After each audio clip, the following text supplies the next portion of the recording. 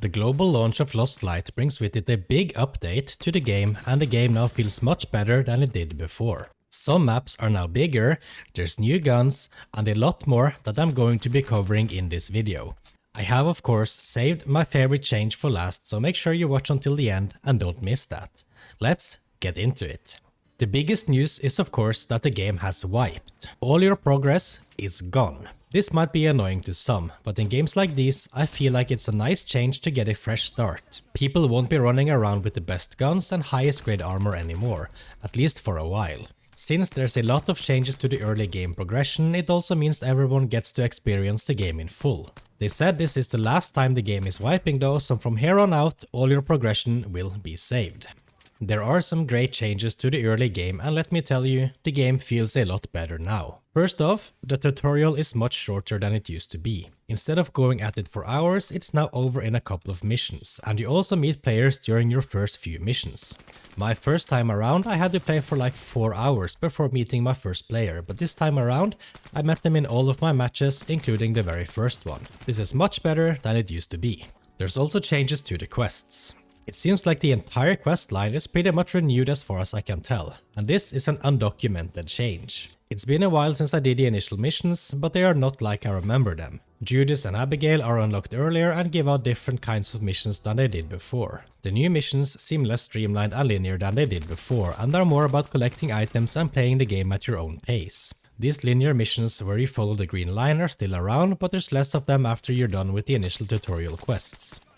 Probably the most interesting update is that 2 of the maps have been expanded. Mount Akiyama now has a whole new section down south. You'll find a mountaintop sniper location here, a tunnel, and just a huge open area which is pretty much a sniper stream location. I've been running through these areas a couple of times and I've been sweating each time just waiting for that loud sniper pop to take me out. Luckily I've gotten away unscathed so far. You'll find new locations to loot down here with both PCs for electronics and jackets for keys, and much more. Go check them out to see what more you can find. The BAF factory has been updated as well. The changes aren't as big as they are on Mount Akiyama, but you can now access more of the map from the basement section, giving you more options as to how you want to navigate through this maze of a map, or extra escape options if you're being pinned down. They've also added more extraction points and spawn points while also balancing up the loot on all maps. Marauders are now harder to deal with as well, but they could still take a bit of a buff in my opinion. Hopefully they'll keep adding expansions like these to the other maps as well, as I feel like these changes really help the map stand out even more. The open fields of Mount Akiyama suits the map better than the tight squeeze it used to be.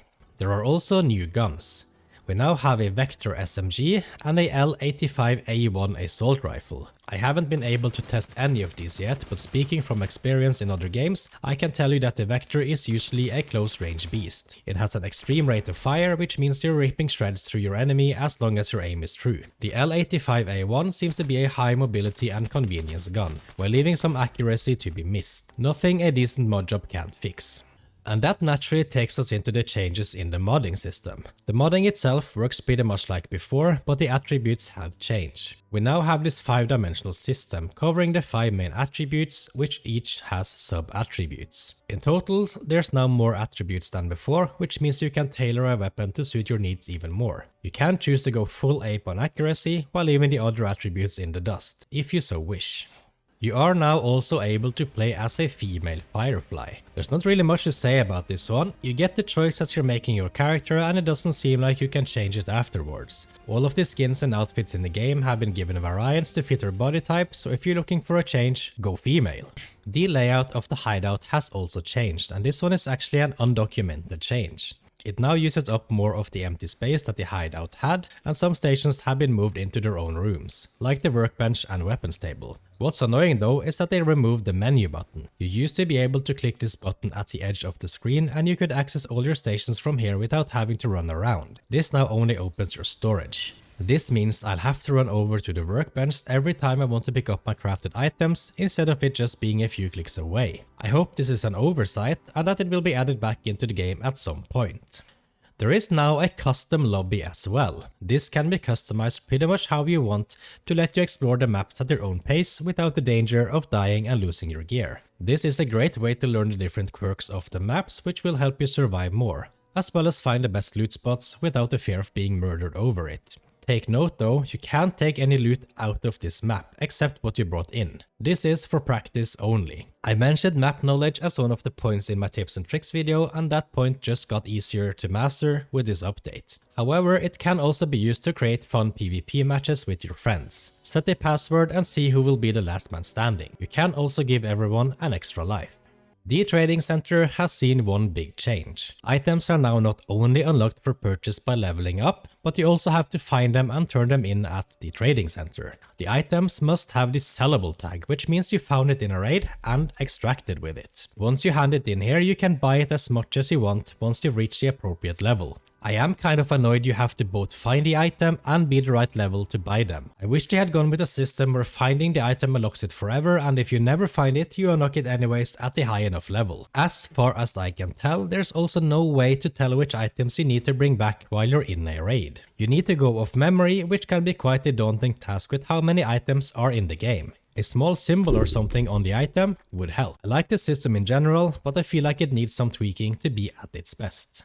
And now for the great finale. My favorite change: leaning. You can now finally lean to peek around corners. This was one of the things I was really missing in the game. Before, if you wanted to peek a corner, you had to peek with your whole body. But now you can finally lean around corners and expose less of yourself and giving your opponent less surface to aim for. Remember to wear some good helmets though, as your head will be exposed. That class 1 helmet won't do it. While this might seem like a small change, it actually adds a whole new dimension of strategy into the game. It means cover becomes more important than before, and if used right, this will change the tide of many battles.